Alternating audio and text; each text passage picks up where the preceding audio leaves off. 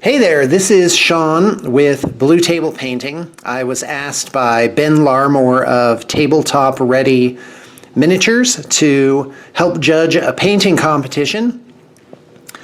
I was subsequently sent these pictures, and here are my comments. Before I begin, I want to say though that I'm actually not that great a painter myself. I'm decent, so I cringe a little being judgmental about someone else's work that is obviously better than anything that I could do. Now, first off is this Dark Elves warrior, and I'm not sure what the base model is, but I gotta tell you, this is real nice. It looks like a model from the Cauldron of Blood kit, maybe with some modifications on this. In fact, I'm pretty certain that's precisely what this is. And overall, this is really good. It's got a nice clean base, and it shows good solid techniques. It's a little hard to see the figure clearly because the picture's a little bit washed out. It looks like there's metallic metals on the blade tip, which is okay, or they're non-metal metal and they're just done really, really well. And okay, next up is Sisters of Battle, and this one is in red armor. And in terms of different elements and techniques, I gotta say this has a lot of great stuff going on. You have these purity seals that, I mean, obviously this is a conversion of some kind, or else I'm not very familiar with the Sisters of Battle range. And I have to say the red is really well done. It's, I mean, this is really solid work, but probably lacking in terms of like competition quality. Although I must confess that this face and the hair, traditionally the hair's done like white, but this is obviously like a slightly off color, which is fantastic. I think that was a really good choice. You have some nice freehand on the gun here. But the base itself is, I think it's lacking in depth. You have like these really dark black shadows. It basically just looks dry brushed over, except this little piece of metal here. That's super, super pro. All right, and now this other Sister of Battle, I have to tell you, I really love this one. This is really super smooth and creamy. It's got a lot of stuff going on. The composition is really nice. It sweeps, these flames sort of sweep the view up. You come in over here and then it just has a nice flow. Even the hair follows this sort of C shape that you have in the flow of this miniature. And that they used bone armor as an alternate, I really like it. And she's even got like face tattoos and stuff. This one's obviously better than the red armored one in every way. Okay, here's the red armor one. A very solid paint job, but not like hugely amazing. All right, there's this one again. This is so smooth and creamy. It's really nice. Some great object source lighting. Red is a very difficult color to pull off, but he's got some purpley burgundy subtones here. There's obviously some conversion work done on it. The base work is very convincing. The edge of the base is a nice, solid, matte black. This is a pretty sweet operation here. Now, whether these look washed, which certainly for a competition quality figure, washes can be okay as part of it, but it can't be that you're relying on the substrate of the model to get your shadows and stuff. That would be my only possible criticism of this figure. All right, we see a few more of those. Here, I'm not sure there's really any conversion work on this. The base work is nice. The tufts seem to come off at a right angle here, which is a little sloppy.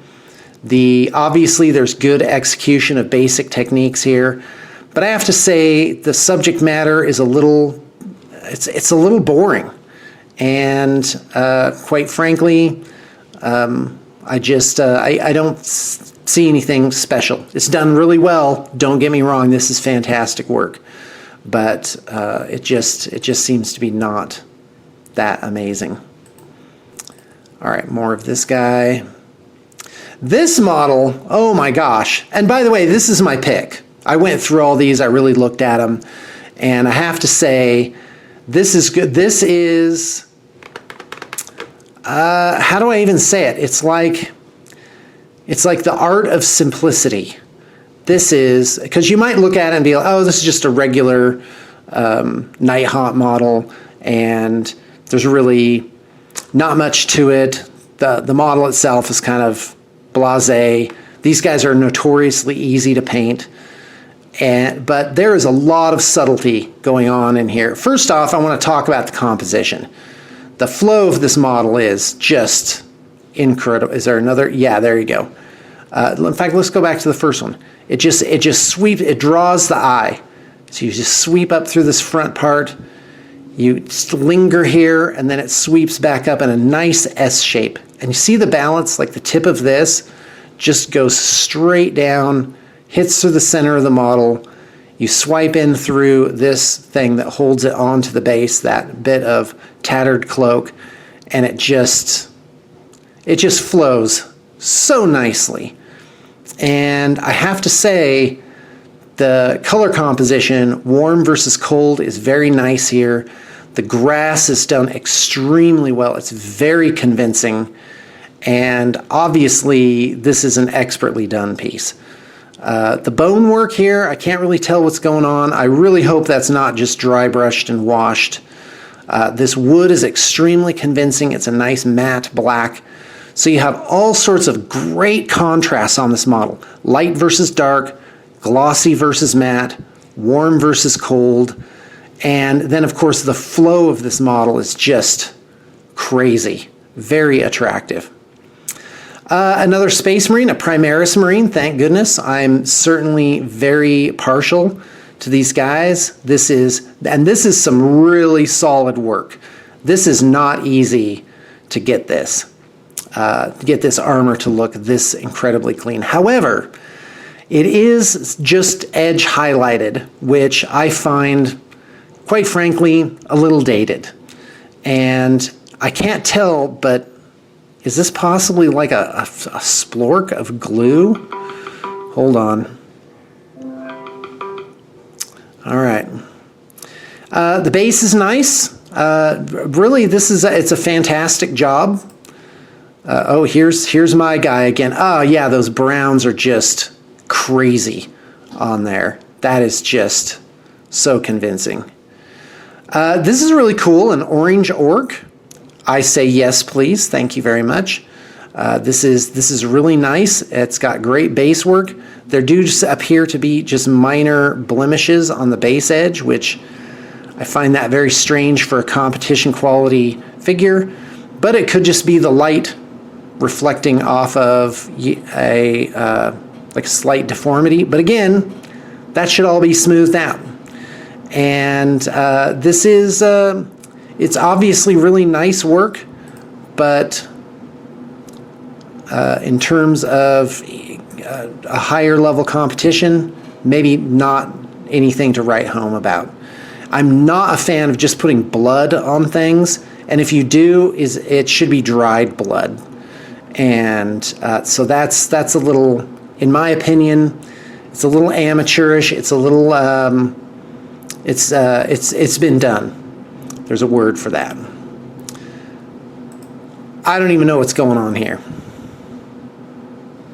Obviously some pretty cool composition. Same thing here. I think this has like glow-in-the-dark paint on it, which is a nice gimmick, but it doesn't make up for the fact that the rest of it looks a little dry brushy. Again, I'm being a total hypocrite because I'm not that great of a painter, but I have been doing this for 20 years and professionally for 16, and I've seen it all, so maybe I have an opinion. Yeah, the last few things were a little lackluster. All right, anyway, well, that's in case I can't join your thing today, I thought I would make this video and give you my viewpoints on it. My choice is the guy, this Night Haunt. And quite frankly, I think because of the simplicity of the figure, I think a lot of people will overlook it, sort of just be like, oh, it's just a Night, oh well, he just did wet blending or whatever.